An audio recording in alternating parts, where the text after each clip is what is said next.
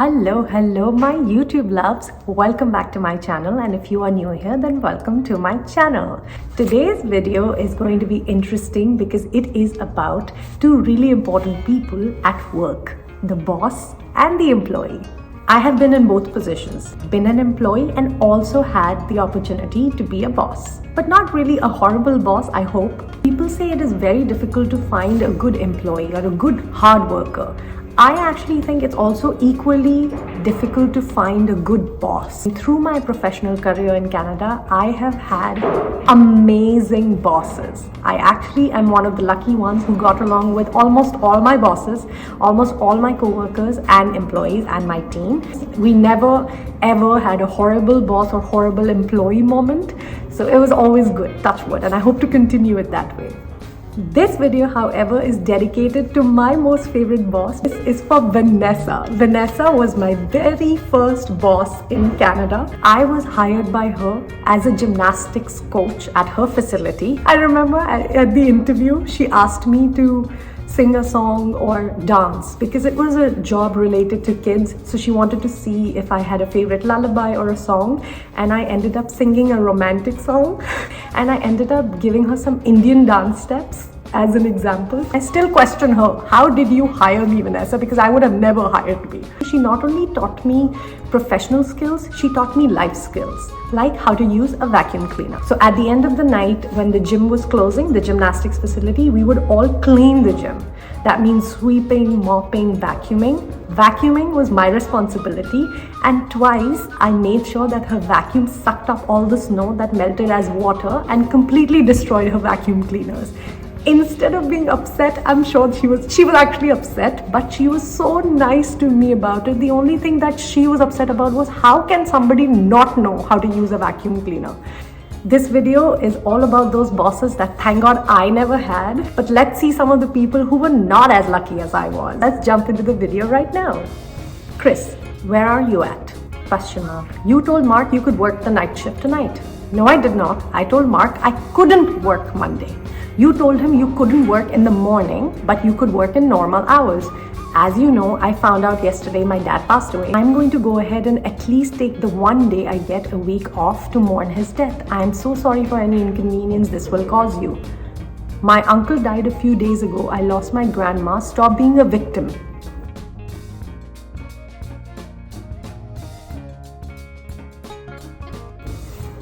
Mail me my check, I quit, and go help yourself.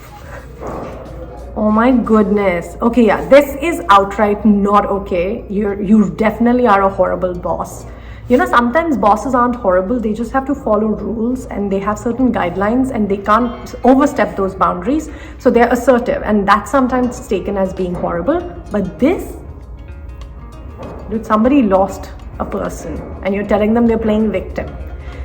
Not just as a boss, as a human being, something is wrong with you. And I'm so sorry for your employee, but I'm so glad they quit because this is not okay. Boss, good evening.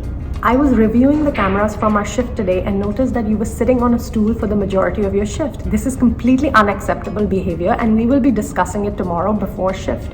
I cleared it with the lead. I have 2 broken bones in my left foot. Doctor documented.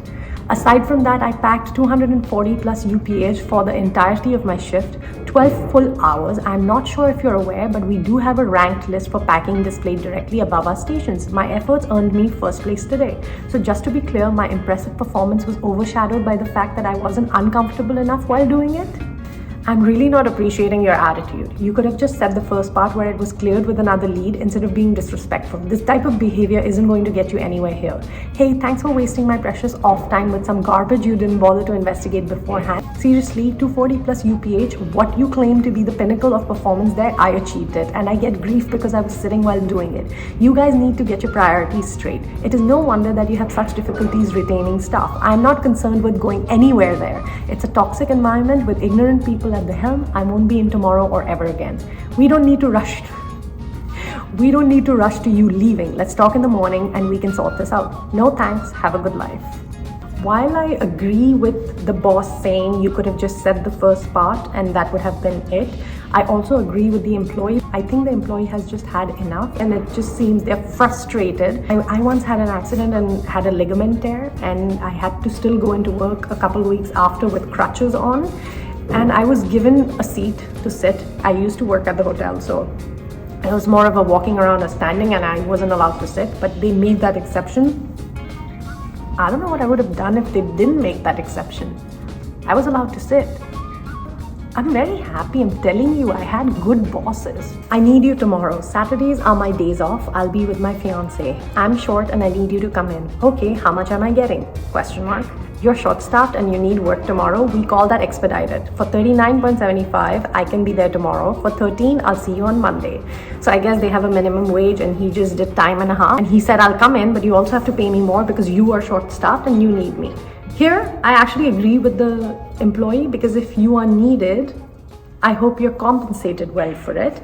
I have actually gone into work, but I was very fairly compensated as well. So that's why I say I've had a good experience and I'm glad I did.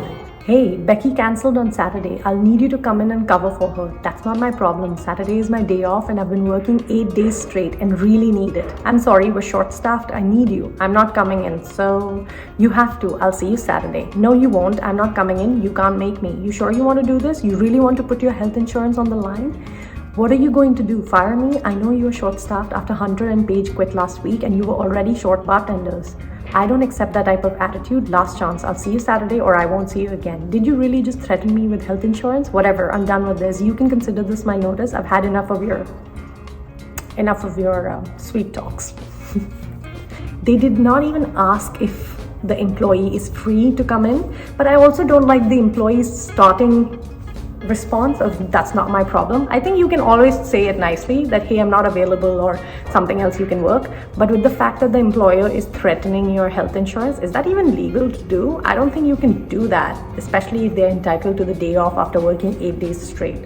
So both of them are wrong in how they're speaking. I think this could have totally been avoided and approached better, but that is one horrible boss. Oh my god, please, I don't know, this is not going to end well, I think, this one. Did your mom get her biopsy? It's at 11:30. I'm on my way to pick her up now. It's a 6-hour procedure, I think she said. Wow. Did you bring your laptop? Yeah, that's a horrible boss. That's an absolutely horrible boss.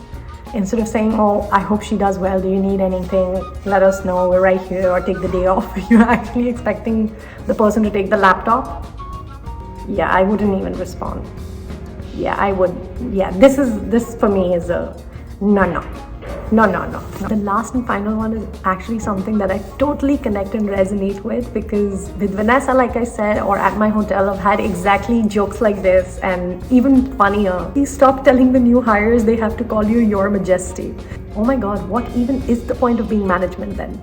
Oh my god! Wow! If you're not the queen or the king or are treated like higher power because you're management, then what's the point?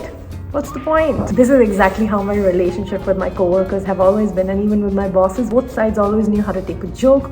If you are a horrible boss, please make sure you don't end up in my second edition of Horrible Bosses. Be nice to your employees, and employees, if you have a great boss, appreciate them. They're just as hard to find. Make sure you comment below, hit the like button. Thank you so much for watching. I will see you next Friday. Before you go, I want to say do not forget to live, laugh, and eat a lot of potatoes.